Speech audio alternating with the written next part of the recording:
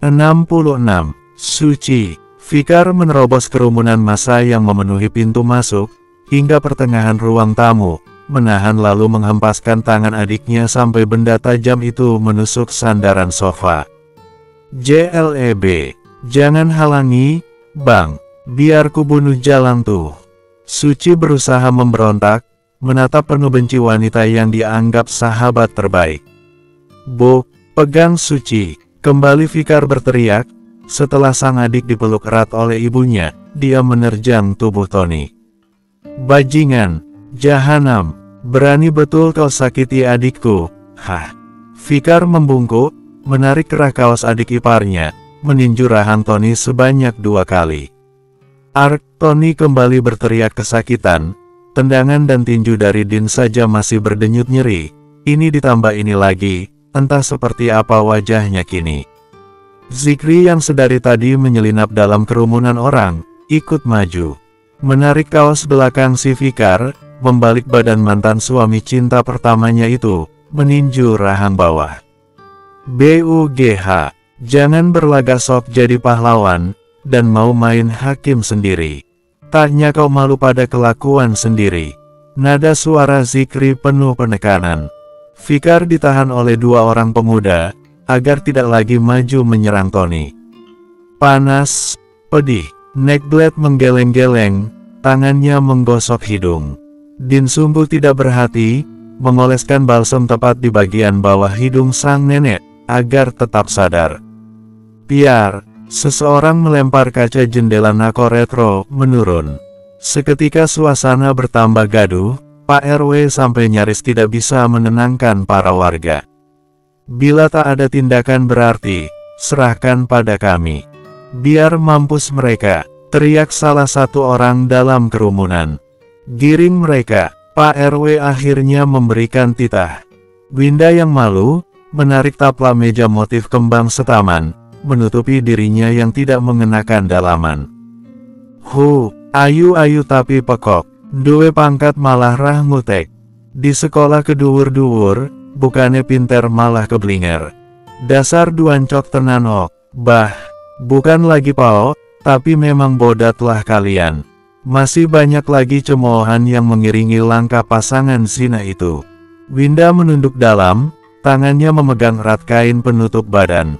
Tony sendiri hanya mengenakan celana pendek sebatas pertengahan paha. Para warga yang sudah terlanjur geram, memukuli kepala Winda dan juga Tony sampai tertoleh ke kanan dan kiri. Beramai-ramai mereka mengulurkan tangan di sela-sela rentangan lengan para pemuda yang membentuk seperti pagar. Ayo ikut, Ayek menarik kedua tangan temannya. Untuk apa? Danan enggan melangkah. Balik lagi saja, siapa tahu kuda lumpingnya mau main lagi, tolak Rizal. Taknya kalian tengok, abang-abang yang menunggangi kuda kepang tuh.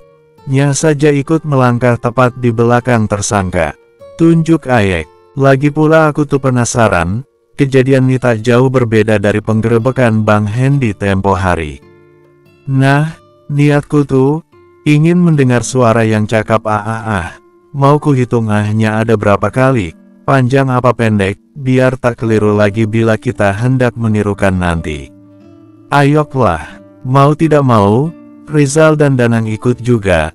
Tubuh mereka yang masih belum berkembang pesat, sangat mudah menyelinap di antara orang dewasa. Sementara di dalam rumah yang berantakan seperti abis terkena banjir bandang. Bokong Neckblade terhempas pada busa sofa, sosoknya bagaikan raga tidak bernyawa, diam, pandangan kosong, hanya bunyi deru napasnya saja yang menandakan bahwa dia makhluk hidup. Din mengedarkan pandangannya. Di dalam rumah ini hanya ada dirinya dan sang nenek. Netranya kembali menatap sosok tua yang sedari dirinya dalam kandungan sang ibu, tidak mau mengakui keberadaannya. Macam mana rasanya, rumah yang kau banggakan, setiap lebaran selalu dihias sedemikian indah, cat tembok diganti, gorden pun turut berubah warna, semua hanya demi pujian para tamu, yang mengeluh-elukan betapa cantik dan mewahnya rumah ini. Namun, kini malah menjadi tempat layaknya kuburan bagi dirimu sendiri. Din terkekeh, netranya tidak putus memandang. Neckblade mendongak, menatap sosok wanita yang berdiri terhalang meja dari tempatnya duduk. Jadi, semua ini karena kau. Tentulah, taknya kau lupa, dulu ku pernah mengatakan, akan menuntut balas, atas ketidakadilan emakku. Tepat, 24 tahun lebih yang lalu, rumah ini neraka dunia baginya. Kau dan anakmu beserta menantu tak berguna tuh, begitu tega memperlakukan wanita hamil tua layaknya babu, bahkan lebih parah dari itu. Kalian bukan saja menyiksa batin emakku, tetapi menjadikannya macam sapi perah garis bawah. Pagi, siang, malam, tak sudah-sudah dirinya membersihkan rumah, memijatmu dan Ai, berjalan sebegitu jauhnya sambil menjunjung ember dan papan gilas ke sungai, mencuci tumpukan baju. Sampainya hampir tergelincir kala perut lapar, tapi dipaksa tetap bekerja. Seketika dada Din terasa sesak, tetapi dia tetap meneruskan kalimatnya. Seekor kuda saja akan diberikan makan terlebih dahulu, supaya bisa diajak pergi bekerja. Tapi, mengapa emakku, kalian perlakuan lebih buruk daripada binatang? Mengonsumsi makanan basi, padahal suaminya rutin mengirimkan uang garis bawah. Andai saja tak ada orang yang baik hati, diam-diam memberikannya makanan layak ditelan, mungkin saja aku terlahir cacat, atau mati dalam kandungan. Din tersulut emosi, ujung kakinya menyepak meja kayu, sampai menabrak dinding tembok. Brak, tubuh Neckblade tersentak, dia sangat terkejut, menatap takut netra merah cucu tidak dianggapnya. Kutanya untuk terakhir kalinya, apa salah ibuku padamu, Blade? Tidak ada lagi sopan santun, dirinya terlanjur membenci. Neckblade menarik napas panjang, netranya basah, air mata meluncur begitu saja. Tak ada, sebagai seorang menantu dia sangat sempurna. Salahnya hanya satu, terlahir dari rahim mantan wanita penggoda, miskin dan tak berpendidikan. Keluarga Mamutu sungguh memiliki citra buruk di mata masyarakat garis bawah. Sehingga Inong harus menanggungnya, dijauhi, diejek sana-sini. Lalu ketika dewasa, malah anak laki-laki kebanggaanku jatuh hati kepadanya. Berbagai cara telah kulakukan untuk memisahkan mereka, bukannya saling menjauh. Malah Syamsul membawa lari ibumu, berakhir mereka nikah siri, tutur Neckblade parau, punggungnya bersandar sepenuhnya pada sofa. Ternyata hukum tabur tua itu nyata adanya ya, kau begitu membenci emakku, padahal dia sama sekali tak bersalah. Tanpa alasan mencaci maki dirinya, mengatai anak pelacur. Sekarang lihatlah, cucumu sendiri main serong dengan suami sahabatnya sendiri. Sungguh mencengangkan sekaligus membahagiakan bagi diriku. Din kembali tertawa sumbang, menatap lurus ke depan pada sosok yang duduk di ayunan pohon rambutan. Kau tahu, mengapa aku memilih tetap bertahan hidup? Ya untuk hari ini, menyaksikan kehancuranmu wahai nenek tua renta berhati iblis. Sekarang nikmatilah hari-hari penuh caci maki, dicibir sana-sini, semoga dirimu tak lekas mati. Agar dirini masih bisa lebih lama lagi menyaksikan keruntuhan keluarga Jahanam nih. Din berbalik, meninggalkan sosok yang menutup wajahnya dengan kedua telapak tangan. Neckblade mulai menangis, meraung, menjambak rambutnya sendiri. Begitu melihat Din keluar, Zikri turun dari ayunan, melangkah lebar mendekati, seraya mengambil permen karet yosan dalam saku celana bagian samping, disobeknya ujung bungkus. Tanpa kata, Zikri mengulurkan 2 bungkus sekaligus, Din pun menerimanya dan langsung memasukkan ke dalam mulut. Dua sosok itu sama sekali tidak berbicara, hanya menatap hangat, dalam diam mereka melangkah beriringan menuju aula. Asteris, hukuman apa yang pantas bagi tukang zina macam mereka nih? Bersambung, 67, malu, sakit hati, merasa begitu hina, sampai berharap lebih baik mati saja, begitulah perasaan Winda, kala diarak nyaris memutari kampung pertanian. Cemoohan, caci maki, teriakan, sampai lemparan batu kerikil ia dapatkan. Winda hanya bisa tertunduk, sesekali menghapus air matanya. Kini tubuhnya tidak lagi tertutup kain taplak meja, tetapi mengenakan sarung yang ujungnya disilang dan diikatkan ke belakang leher. Penampilan wanita berumur 24 tahun itu begitu tidak karuan, rambut lepek, lengket, berlendir akibat pecahan telur. Sucilah pelakunya, sengaja membeli 3 butir khusus untuk melempar mantan sahabatnya. Para orang tua dan keluarga inti saja yang boleh masuk ke aula. Pemuda dan anak di bawah umur cukup mendengarkan di halaman. Seruan itu dibalas teriakan tidak terima, sebagian kurang setuju dikarenakan ingin ikut menyaksikan langsung, tapi apa mau dikata, ruangan pun tidak cukup untuk menampung semua warga. Berakhir mereka duduk di atas rumput tanah lapang. Winda dan Tony duduk saling berjauhan, sama-sama berlutut di tengah ruangan luas. Mereka menunggu detik-detik diadili. Hukuman apa yang pantas bagi kaum pezinah seperti mereka? Seru Pak RW. Kalau tanya kami, tentu saja jawabannya berbeda-beda, Pak. Yang pasti harus hukuman setimpal. Biar mereka jerah, dan bisa jadi contoh bagi lainnya, agar berpikir ratusan kali bila berniat melakukan zina. Seru salah seorang yang duduk paling pojok, lainnya ikut manggut-manggut. Winda harus dihukum seberat-beratnya. Usir dia dari kampung nih. Gunduli kepalanya. Bila perlu buat cacat wajahnya, biar dirinya tak lagi bisa menggatal. Suci berdiri menyuarakan pendapatnya. Din ikut berdiri, jelas dirinya tidak terima. Jangan berat sebelah kau Suci. Adanya persinahan, dikarenakan keduanya sama-sama doyan, yang laki gatal, perempuannya mauan. Ya pas sudah, bila kau menginginkan hukuman tuh untuk Winda, suamimu pun harus diperlakukan sama. Baru adil. Diam kau Din, jangan ikut campur. Suci berteriak, menuding wajah wanita yang berdiri berjarak darinya. Mulut-mulutku, mengapa pulak muncung kau hendak melarang? Harusnya dirimu berterima kasih, karena kau tak terus dibodohi, ditipu, dikhianati lebih lama lagi.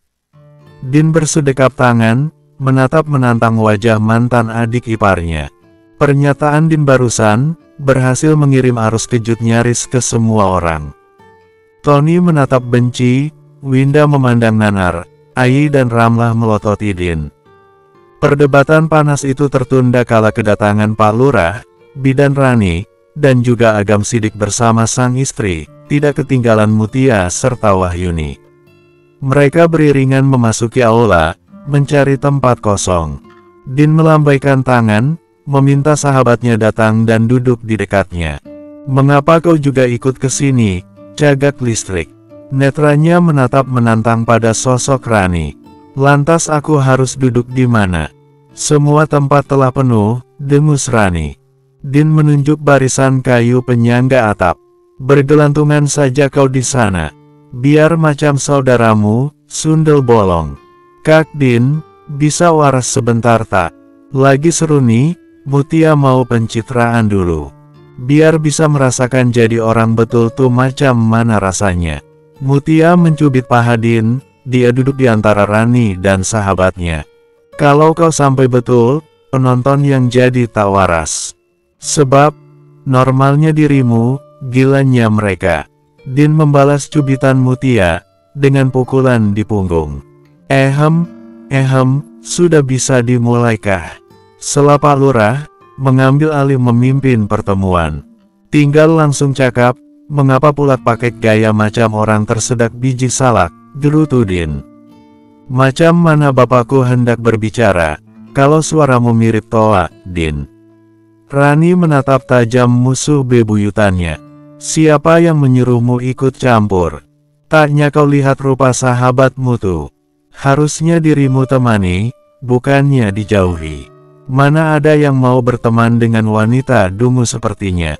Bisa-bisanya kawin di semak-semak, lalu dalam kamarnya sendiri, sungguh tak elit. Meskipun bernafsu, tetapi seharusnya logika tetap dipakai. Ini malah terjerumus perbuatan yang bukan cuma merugikan diri sendiri, tapi seluruh keluarga. kata Rani, sedikit bijak.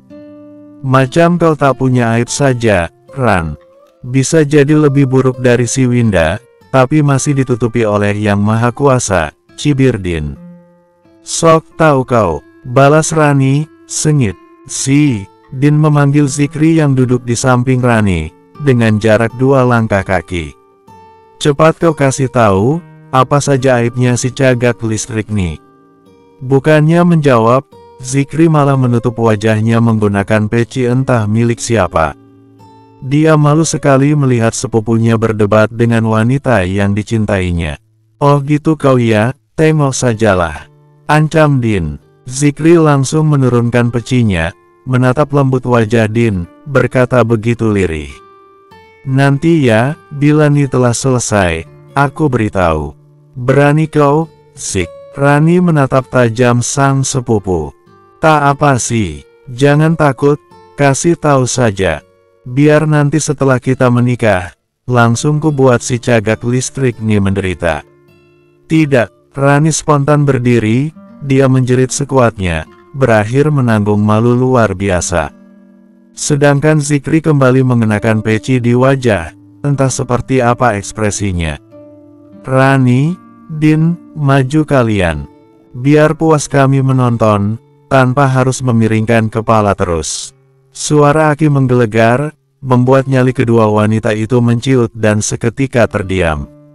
Mampus, bisik Mutia, tepat di telinga Din. Baiklah, seperti yang kita ketahui, bila Tony dan Winda kedapatan melakukan perbuatan tak terpuji, maka sudah semestinya dikenakan sanksi. Mereka berdua akan diusir dari kampung nih. Boleh kembali setelah 3 tahun. Sebelum pergi, harus dinikahkan terlebih dahulu, dan membayar denda sebanyak 700.000 per orang. Uang tersebut nantinya masuk ke dana kas desa. Putus Pak Lurah, yang ditanggapi beragam pendapat. Pak Lurah mengangkat sebelah tangannya, meminta semua orang untuk diam. Mulai hari ini, Winda dipecat secara tidak hormat. Dia bukan lagi seorang pegawai negeri sipil, dan juga perawat di puskesmas. Begitu pula dengan Tony, jabatannya sebagai seorang centeng perkebunan kelapa sawit, telah dinonaktifkan. Keputusan telah diambil, Pak Lurah akan menyurati para petinggi yang berwenang, agar mengesahkan apa yang barusan dia katakan. Tidak, Ai histeris, setengah mati ia menyekolahkan sampai sang anak menjadi pegawai negeri sipil. Kini semua itu hilang tak berbekas hanya dalam waktu sesingkat-singkatnya. Bila ada yang sangat tidak terima, orang itu adalah Suci, istri dari Tony. Secepat yang dia bisa, menerjang si Winda, sampai sama-sama tersungkur, wanita hamil itu menduduki perut mantan sahabatnya, mengeluarkan gunting kecil yang sedari tadi disembunyikan pada saku celana, mengangkat tinggi-tinggi benda tajam itu. Sundal kau! Binatang, tega betul dirimu menghancurkan kehidupanku. JLEB, Winda mencoba menangkis tetapi gagal, berakhir lengan kiri bagian atas, terkena tusukan. Ark, setan kau, Ci, Winda jelas tidak terima, menggunakan tangan kanan sebagai penyangga, dirinya berusaha bangkit, lalu menendang punggung Suci yang mencoba melarikan diri. BUGH, Suci meraung, mengerang kesakitan. Perutnya terasa begitu sakit. Winda juga tumbang, tusukan itu begitu dalam, gunting pun belum tercabut dari lengan. Suasana menjadi kacau balau, bau amis mulai tercium, darah merembes dari belakang badan Suci, dan lengan Winda. Beberapa orang yang tadi ragu untuk melerai, dikarenakan kalah cepat, dan Suci menggunakan senjata tajam, kini sama-sama menolong, membopong tubuh kedua wanita yang mengerang kesakitan. Dia datang ke sini, niatnya ingin melihat orang adu mulut, biar bisa menambah kosakata buat gibah. Tapi, malah disuguhi tontonan bak layar tancap, ibu muda itu belum juga berkedip. Menurutmu, macam mana nasib bayi dalam kandungannya Suci? Tanya Wahyuni, Amala ikut menyimak. Semoga saja tak selamat, ucap Din. Mengapa macam tuh? Bersambung. 68. Mengapa macam tuh? Tanya Amala. Din menghela napas, tidak terpengaruh oleh suara berisik orang yang sibuk menolong Winda dan Suci. Bahkan kini, Tony kembali dihajar oleh Fikar, sampai laki-laki itu tidak sadarkan diri. Coba kalian bayangkan bila anak tuh sampai lahir, dikandung oleh seorang ibu pembunuh, memiliki bapak tukang selingkuh, lalu kisah ini akan kembali diceritakan sampai ke anak cucu. Imbasnya sudah pasti tuh anak akan kena getahnya, mau dibawa pergi sejauh mungkin pun, tetap kep buruk orang tuanya tak akan hilang dan lekang dimakan waktu. Betul juga sih, kedengarannya memang sadis. Tapi, dunia ini tak kalah kejam. Kebanyakan orang tua yang berbuat salah, si anak pun ikut menanggung. Dicaci maki, disindir sana-sini, belum lagi diejek teman sebayanya. Ada loh, para ibu ataupun ayah yang mengajari anak mereka tak boleh main sama si itu, sebab ibunya begini, begitu. Aku pernah melihat langsung, ucap Wahyuni. Belum lagi memasuki usia pernikahan, para calon mertua pasti melakukan penyelidikan, takutnya sewaktu sudah terlanjur dipersunting baru ketahuan kisah orang tuanya, dan dirinya tak diterima. Tak bisa dibayangkan macam mana nasib kedepannya, timpal Mutia. Melihat Amala yang terdiam, Din menggenggam tangan sahabatnya. Semoga saja anaknya Nirma tak mengalami hal seperti itu, kalaupun iya, dia bisa mengatasi, melindungi, tak lagi lemah seperti sebelumnya. Amin. Walau bagaimanapun kelakuan Nirma, aku sering kepikiran nasib anak dalam kandungannya, ungkap Amala lirih.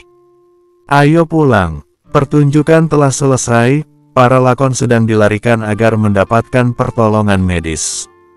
Jadi, tak ada gunanya lagi kita di sini. Tia pun mau kembali memakai pilis. Mutia beranjak, dirinya baru saja melahirkan 2 minggu yang lalu. Kau tuh seharusnya belum boleh keluar rumah, malah main sampai ke sini. Ketempelan makhluk halus baru tahu rasa.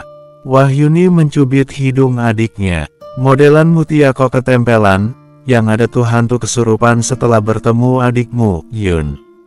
Din melangkah lebih dulu, para warga pun sudah pada keluar. Taknya kakak tengok jimat macam Mbah Dukun nih.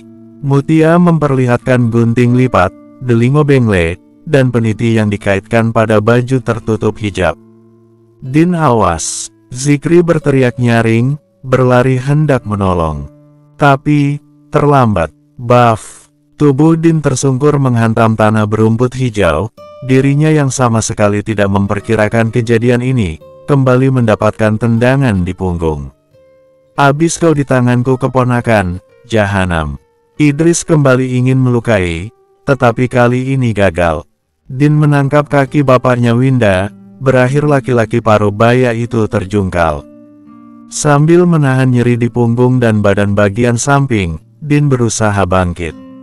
Zikri yang naik pitam, menduduki perut laki-laki tersebut, meninju rahang. Dasar pecundang, beraninya main belakang, betulan banci kau nih, tuh garis bawah long, bukannya ditolong malah jadi tontonan. Para warga jelas tahu, bila Idrislah yang salah, menyerang saat Din lengah. Kau tak apa Din, Wahyuni, Amala, berlari membantu sahabatnya berdiri. Kalau Tia lari, nih jahitan lepas lagi tak ya. Tapi, jalan macam siput begini sungguh menyusahkan. Bisa jadi, nih doa kakek yang sering kubuli, lantaran kalau jalannya selalu membungkuk, udah tuh langkahnya pun seperti orang yang sudah mendekati hari H. Mutia menggerutu, melangkah begitu hati-hati, belum berani berlari. Tangkap dia. Masukkan ke dalam penjara. Dirinya mencoba menyerang salah satu warga yang tak bersalah. Zikri berseru lantang, saat ada 2 orang petugas kepolisian yang sengaja datang atas panggilan Pak Lurah. Tapi, mereka terlambat hadir, acara sudah bubar baru tampak batang hidungnya. Berakhir Idris diborgol, dirinya dinaikkan ke mobil pickup polisi. Lepaskan. Harusnya biarkan dulu sampai kubunuh tuh wanita pembawa sial. Idris berteriak seperti orang kesetanan. Diam, bentak salah satu anggota keamanan. Kau tak apa. Rasa khawatir itu jelas tidak bisa disembunyikan. Netra Zikri bergetar memindai penampilan Din, mencoba mencari tahu sendiri, ada tidaknya luka berarti. Din menggeleng, memberikan senyum seadanya. Maaf atas perkataan spontanku tadi, maksud hati hanya ingin memanasi si Rani. Berusaha baik-baik saja saat hati dilanda rasa kecewa itu bukanlah hal mudah, tapi bagi Zikri Ramadan seperti biasa saja. Dirinya sudah terlalu sering mengalami hal seperti ini. Akan terasa aneh bila perkataanmu tadi bukan hanya candaan semata. Nah, kalau macam ni barulah benar. Alhamdulillah, kalau kau baik-baik saja. Cuma itu yang ingin ku pastikan. Assalamualaikum, Din. Setelahnya ia berbalik badan, menatap sendu hamparan persawahan di seberang lapangan. Waalaikumsalam. Din Gamang hendak melangkah kemana, sampai bajunya ditarik Amala. Kau mau pulang, atau ke ladang? Bila sayang langsung katakan, tak baik membiarkan anak bujang berjuang sendirian. Tiba waktunya dia letih dan memilih pergi, baru kau tahu apa tuh artinya kehilangan. Jadi, sebelum terlambat ia dicegah. Kalau aku jadi Bang Zikri, sudah ku nikahi si duri-durian tuh. Mana cantik, solehah lagi. Awak yang perempuan saja begitu betah menatapnya. Ya, walaupun masih kalah anggun bila dibandingkan Tia, akhirnya Mutia sampai, langsung saja dia nyeletuk. Memangnya kau sudah pernah bertemu dengannya, Tia? Din bertanya serius. Kalau belum, manalah Tia mau memuji orang. Aneh kakak nih, ayo pulang. Apa ku bilang? Takkan ada lagi yang cakap Kau tuh susah kali dikasih tahu, yang ada bunyi suara, buff, bro. Tahu-tahu, ada yang celaka, entah siapa lawan siapapun tak tahu. Danang menggerutu sepanjang jalan, dia duduk di bagian tengah sepeda. Daripada merepet terus kau, lebih baik kita main sepeda air. Ayek mendayung sepedanya, Rizal duduk pada bagian belakang.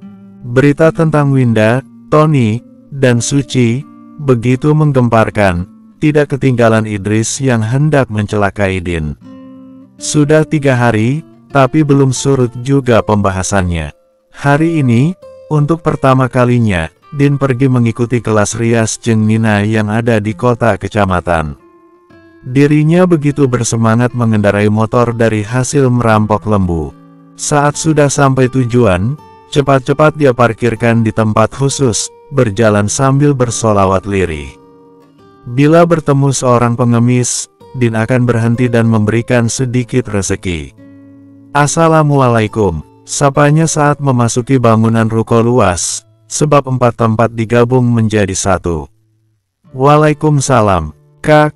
Din ya, tanya pegawai salon. Selain memiliki butik, Jeng Nina pun membuka salon. Iya, Kak, beliau ada, tanya Din, seraya memandang takjub ruangan yang dibagi menjadi 2 fungsi, salon dan butik. Naik saja ke lantai atas, Kak. Jeng Nina sudah menunggu. Terima kasih. Din mulai melangkah ke tengah ruangan, di mana ada tangga. Begitu sampai lantai atas, langsung disambut ramah oleh sosok elegan, dan ada juga 2 orang wanita yang sepertinya sama seperti dirinya, murid. Tak kesasar, kan? Tanya basa-basi Jeng Nina, padahal tempat usahanya ini tepat di pusat kota. Tak, Buk, sudah saya ingatkan tempo hari, panggil tante saja, cebiknya. Din pun mengangguk, dia juga berkenalan dengan 2 wanita tadi, yang bernama Rinda dan Leni. Sesi pelajaran pertama sama sekali tidak ada kendala, Din dan lainnya begitu cepat menerima ilmu yang diajarkan. Kebetulan mereka juga bukan benar-benar pemula di bidang rias, sudah terbilang pintar, tinggal dipoles sedikit lagi maka akan menjadi mahir. Saat sedang asik bercengkrama, tiba-tiba ada yang menyapa Jeng Nina. Siang, Ma, Widuri, kau datang dengan siapa? Apa sendirian? Jeng Nina terlihat begitu senang. Widuri, apa dia gerangan? Atau hanya namanya saja yang sama? Bersambung, 69. Din menatap lekat sosok anggun, cantik, mengenakan busana muslimah tertutup rapi, wajahnya sungguh indah dipandang mata. "Ma, apa kabar?" Widuri mencium punggung tangan, lalu menempelkan sisi wajahnya. "Baik, kamu sendirian?" tanyanya ulang, selepas membalas saling tempel pipi. Belum juga Widuri sempat membalas, datang lagi sosok lainnya. "Mama, akhirnya setelah sekian minggu, bisa juga ketemu." Susan langsung memeluk Jeng Nina. "Din, sedang apa kau di sini?" tanya pria berbadan lumayan kekar. Din tidak kalah terkejut, matanya terbelalak. "Yudi, kau siapanya tante?" Semua mata melihat dua sosok yang sama-sama terkejut itu. Jeng Nina maju, memeluk pria kebanggaannya. "Din, perkenalkan, ini putra semata wayang tante." Lalu, kedua wanita itu sahabatnya, yang sudah tante anggap seperti putri sendiri. "Yud, mulai hari ini, Mama mengajari Din menjadi seorang perias profesional." Jeng Nina mengelus lengan sang putra. "Kau sudah mengenalnya?" Yudi mengangguk. "Din nih, sahabat istrinya Ikram, Ma. Sayang sekali sewaktu pesta pernikahan mereka dulu, Mama tak bisa hadir." "Kebetulan sekali ya," sela Widuri, tersenyum manis, dia mendekati Din, mengulurkan tangannya. "Perkenalkan, Widuri, sahabatnya Yudi." Din ragu, tetapi tetap menyambut telapak tangan halus itu. "Din, kalian sudah makan siang, belum?" tanya Jeng Nina, yang disambut gelengan kepala. "Pesan menu di restoran depan saja, mau tak?" tanyanya lagi, kali ini dibalas anggukan. "Din, Leni, Rinda, kalian jangan pulang dulu. Makanlah bersama di sini." Wanita yang masih dilanda bingung itu hanya bisa mengangguk, mau menolak tapi sungkan. Dirinya memilih duduk bersama Leni dan Rinda di lantai keramik dekat jendela besar. "Wih," Yudi memanggil Widuri, kala si Empo menoleh. "Din nih, kenal dekat lo dengan si Kri Ramadan. Benarkah?" Widuri yang tadi sedang melihat alat makeup di meja rias, langsung mendekati Din. "Kau sungguh mengenal dan dekat dengan si Kri?" "Ya, kami besar bersama." "Maaf, apa kau mengenalnya?" tanya Din ragu, baru kali ini dia merasa begitu kerdil. Dirinya bila dibandingkan dengan sosok anggun di depannya ini sungguh jauh sekali. Widuri tersenyum manis, pipinya bersemu merah. "Bukan cuma kenal, tapi bapakku dan ayahnya Sikri sudah bersahabat sedari mereka remaja, dan kedua orang tua kami berniat menjodohkan aku dan Ikri." "Ikri?" tanyanya seraya mengedip beberapa kali, menghalau munculnya buliran bening. "Itu panggilan khusus dariku." Awalnya dia menolak, tapi aku yang keras kepala nih, terus saja menyebut macam tuh.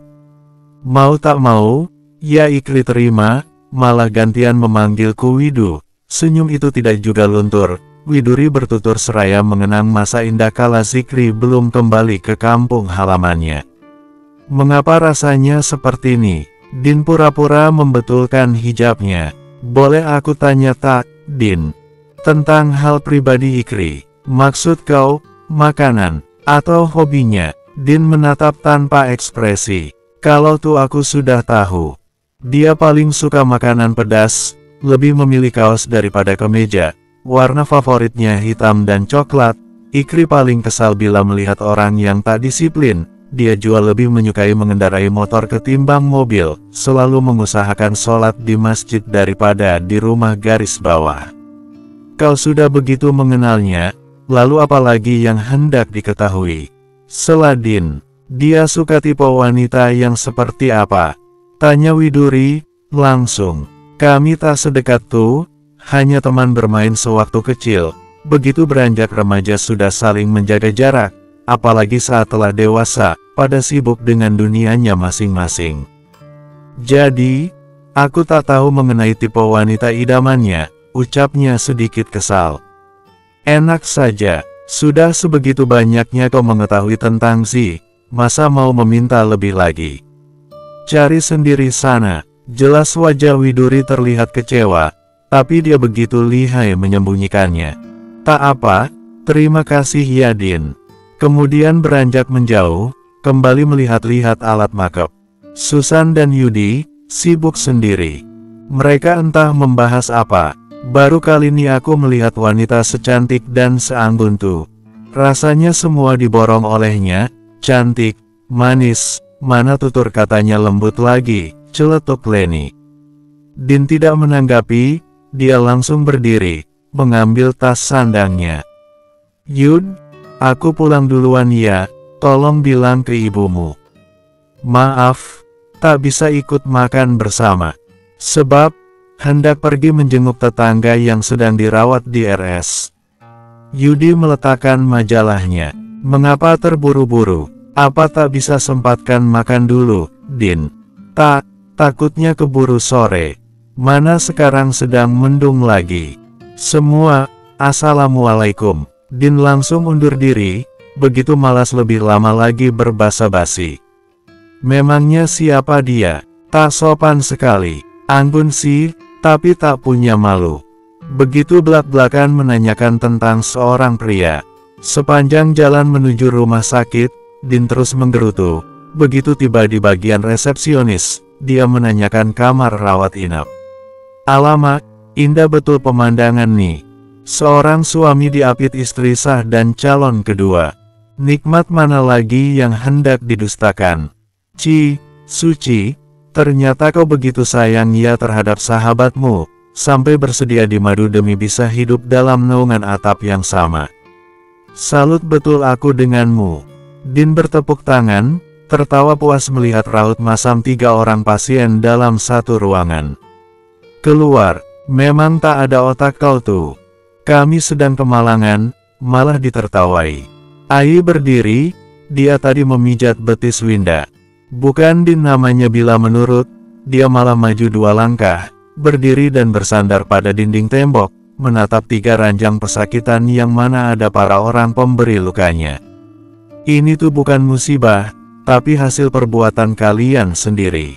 Tuhan menciptakan manusia lengkap dengan akal, seharusnya dipergunakan dengan baik. Salah sih, kalian kan berotak selangkangan. Jadi, mana paham apa namanya berpikir dulu sebelum bertindak. Bila niatmu kesini cuma cari perkara, lebih baik cepat pergi. Winda berteriak nyaring, sedangkan Tony masih kesusahan berbicara, bengkak di wajahnya belum kempes. Suci sendiri seperti mayat hidup. Memang itulah tujuanku datang. Siapa pula yang mau menyemangatimu dengan cakap semoga segera sembuh. Kalaupun bisa langsung saja kudoakan agar cepat mati. Tapi, tak adillah bila sekarang kalian innalillahi, minimal tunggu dulu sampai diri ini jadi nyonya besar, punya rumah gedong, suami mapan, anak sepasang. Baru, setelahnya silahkan pergi sana ke neraka jahanam. Din menegakkan punggung, tersenyum penuh rasa puas. Oh ya, Big Ai, macam mana kabar ibu titisan Firaunmu tuh? Masih bernyawa atau sudah menuju napas terakhir? Din beralih menatap tajam sosok wanita berpenampilan berantakan. Mau apa kau? Jangan coba-coba mengganggunya. Dia sedang tak enak badan dan banyak pikiran. Jadi, jauh-jauhlah kau darinya, Din. Bentak Ai. Terima kasih banyak ya Big, atas informasi berharga nih. Aduh, jadi tak sabar ingin bertamu. Semoga saja setelah kedatanganku. Nenek tua tuh tak lagi frustasi, tapi langsung gila. Biar dirawat dan tinggal di rumah sakit jiwa, tempat yang memang pantas baginya. Din berbalik badan, tapi urung dan kembali menolehkan wajah, tersenyum mengejek. Selamat menikmati neraka dunia ya para manusia tamak, Pao, tak tahu diri, Assalamualaikum. Wanita berparas cantik dengan tinggi 169 cm itu kembali menyusuri jalan, hatinya sungguh terasa lapang, badannya pun menjadi ringan. Seolah beban berat terangkat dari pundaknya. Akhirnya sampai juga diriku di tahap nih, mereka yang menyakiti sudah mulai menuai karma. Tinggal selangkah lagi, agar aku benar-benar terbebas dari belenggu menyakitkan. Din, ku cari sedari tadi, malah di sini. Yang dipanggil menoleh. Ada apa rupanya? Bersambung. 70. Aji begitu bersyukur bertemu dengan Din. Sedari tadi dia mencari keberadaan wanita ini. Kenapa memangnya? Mengapa napasmu macam orang yang rohnya mau dicabut paksa? Din memicingkan mata. Astagfirullah. Janganlah dulu, belum aku menikah lagi dan merasakan macam mana jadi seorang bapak, ucap Aji memelas. Nikah teros yang kau pikirkan. Seraka betul jadi orang, sudah pernah merasakan pun, tapi tetap tak sabaran ingin mengulang lagi. Cibir Din. Aji tersenyum lebar, karena sudah merasakan tulah jadi ketagihan, makanya jadi kebelet kawin lagi, maksudnya nikah. Memang ada senget-sengetnya kurasa dirimu, Ji. Apa sebab kau mencariku? Kalau tak penting, pergilah menjauh. Aji memperhatikan raut tidak senang Din. Sepertinya kau sedang dalam suasana hati yang buruk, atau lagi patah hati. Din melepaskan sandal talinya, bersiap hendak melempar. Baik-baik, Din. Aku tak lagi bercanda, mengaku kalah saja, daripada terkena lemparan yang sudah pasti tepat sasaran. Ayo kita pergi ke pengadilan kabupaten, hari ini pembacaan keputusannya, beritahu Aji. Mengapa sekarang? Bukankah seharusnya 2 hari lagi? Din kembali memakai sandal, tak tahu jua alasan pastinya, tapi alhamdulillah lah. Semoga hasilnya seperti yang kita inginkan. Mau naik mobil atau kereta seperti tempo hari? Jelas kereta lah. Tunggu sebentar, kuambil dulu kendaraanku. Din melangkah cepat, jantungnya berdegup kencang. Ya Rab, semoga hasilnya seperti harapan hamba. Seperti mengulang perjalanan hampir 2 minggu yang lalu, 2 motor itu saling beriringan membelah jalanan, melewati perkampungan sampai kota kabupaten. Begitu tiba, langsung mencari tempat parkir. Ucap Bismillahirrahmanirrahim, dulu, Din. Supaya hasilnya alhamdulillah, tutur Aji. Din mengangguk, lalu mengikuti perkataan Aji. Mereka melangkah saling bersisian, dengan berjarak 1 langkah orang dewasa, duduk pada kursi tunggu yang diperuntukkan bagi umum, agar nyaman sembari namanya dipanggil masuk ruangan. Sementara di tempat lain, tepatnya gudang belakang rumah Ramlah, sedang berlangsung adegan panas 2 anak manusia. Layaknya kambing betina ditunggangi pejantan, begitulah Indri dikawini oleh Fikar. Pelus sudah bercucuran, bahkan betis istrinya Zulham itu terlihat bergetar hebat, kepala melesak pada tilam tipis, sedangkan badannya membungkuk. Fikar terus memompa sambil berdiri di belakang sang wanita murahan. Ah!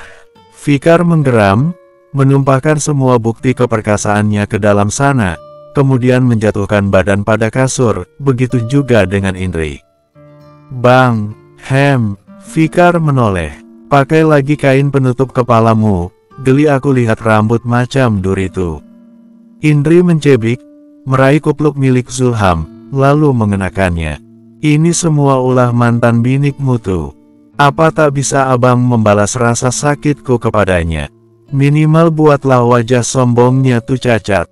Fikar tidak menjawab, memilih menatap pada barisan kayu penyangga atap. Bang! Indri mencoba merayu, meraba benda yang telah layu, mengelus naik turun. Kau kan hebat, tolonglah celakai Din. Biar nanti percintaan kita nih tak terancam ketahuan. Dia tuh sudah macam hantu bergentayangan. Pergerakannya sangat sulit terendus, takut kali aku kalau sampai kegerebek macam si Tony dan Winda. Nantilah kupikirkan, kepala nih rasanya mau pecah. Semenjak Suci kehilangan bayinya, sekarang kondisinya dah macam orang gila, sering mengamuk sambil menggendong boneka. Ibuk sampai kewalahan mengatasinya, belum lagi hasil panen kali ini gagal total karena diserang hama.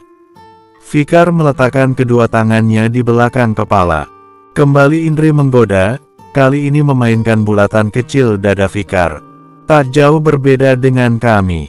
Si tua Rentatu pun nyaris gila, sukanya mengamuk seraya memaki, memecahkan barang. Karenanya, Zulham tak lagi perhatian padaku, sibuk mengurusi neneknya serta perkebunan. Keluarga Neckblade benar-benar berantakan. Idris ditahan pihak berwajib, entah bagaimana nasibnya nanti. Ai menemani Winda di rumah sakit. Tinggallah Indri dan Zulham yang kena getahnya di rumah bak kapal pecah. Indri, ayo main lagi. Tapi, hisap rokok nih dulu, biar kuat beronde-ronde. Fikar mengambil kaleng kecil tipis yang mana ada beberapa batang nikotin berikut korek mancis, mengambil 2 batang, 1 untuknya, dan lainnya diberikan kepada sang selingkuhan. Indri menatap ragu pada lintingan tembakau itu, mau menolak, tapi begitu melihat raut sangar Fikar, ia menjadi takut. Rokok apa nih, Bang? Mengapa tak ada tulisan mereknya? Jangan banyak tanya, hisap saja. Nanti kau akan ketagihan. Fikar menyalakan korek, lalu membakar ujung rokok milikinya, menghisap dalam, terlihat begitu menikmati. Melihat raut Fikar yang begitu puas, Indri jadi tergoda ingin mencoba. Benar saja, hisapan pertama terasa aneh, kedua dan seterusnya memberikan efek seperti mulai melayang. Fikar tertawa puas, langsung saja kembali menyerang dan mengulang pergulatan panas tadi. Entah sudah ronde keberapa, yang jelas langit telah berubah petang. Sialan, malas sekali aku pulang. Tapi, kalau tak begitu, nanti si Dungu tuh curiga. Indri menggeliat dalam dekapan pria yang kini badannya sedikit berisi. Pulanglah, besok datang lagi. Macam mana rasa rokok tadi, enak bukan? Percintaan kita berkali lipat menjadi lebih panas, menggunakan banyak gaya. Fikar menghisap kuat kulit dada bagian atas Indri, setelahnya beranjak dan mulai mengenakan baju. Abang, benar, aku seperti bukan diriku, awalnya terasa aneh, lama-kelamaan membuat nagih, ucapnya, sambil mengaitkan bra. Pertemuan itu harus diakhiri dengan perpisahan. Indri kembali pulang ke rumah Neckblade dengan mengendarai motor milik Winda. Sepanjang jalan tersenyum begitu sumringah. Jelas dirinya puas akan percintaan dahsyat tadi. Zulham menunggu harap-harap cemas kepulangan sang istri, yang pamitnya cuma pergi sebentar, tapi mengapa sampai memasuki waktu maghrib, belum jua kembali. Rasa lega begitu mendera kala melihat sosok Indri. Belum juga menurunkan standar motor, dirinya langsung menghampiri sang istri. Kau dari mana saja, Indri? Tanyanya dengan nada khawatir bercampur kesal. Memuakkan sekali pria bodoh nih, umpatnya dalam hati. Tadi, ada teman menawari pekerjaan cuci gosok di rumahnya, pas kebetulan kita lagi kesusahan uang, dan diri nih ingin sekali membantu abang. Ya, aku terima. Lumayan hasilnya buat beli bumbu dapur, tuturnya begitu lembut, dengan sorot mata sendu. Sayang, sudah berapa kali aku katakan, tak perlu bekerja, biar abang saja. Terima kasih ya Indri, telah mengerti kondisi keluarga kita yang sedang carut-marut macam nih. Zulham merangkul pundak istrinya, bersama mereka masuk ke dalam rumah. Mak, tak perlu risau macam tuh. Din pasti baik-baik saja, bisa jadi belajar meriasnya membutuhkan waktu lama, sehingga sampai sekarang belum jua kembali. Wahyuni mencoba menenangkan Emak Inong, yang terlihat mengkhawatirkan putrinya. Betul tuh, Mak, tak mungkin kolong Wewe berani menculik Kak Din. Yang ada dia nanti kembali mati lantaran menghadapi wanita bermulut bak setan, asal cakap saja, timpal Mutia. Saat ini mereka sedang berada di depan teras rumah Agam Sidik. Tuh Din, Mak, tunjuk amala. Begitu Din sampai di dekat mereka, belum juga mematikan mesin motor, sudah ditanyai bermacam-macam. Kakak dari mana saja, jangan bilang nyolong buah, terus ketahuan pemiliknya, makanya kabur lalu bersembunyi. Betul tak? Ya jelas taklah. Aku baru pulang dari pengadilan agama. Hari ini putusan sudah dibacakan, beritahunya, begitu turun dari motor. Apa hasilnya? Bersambung.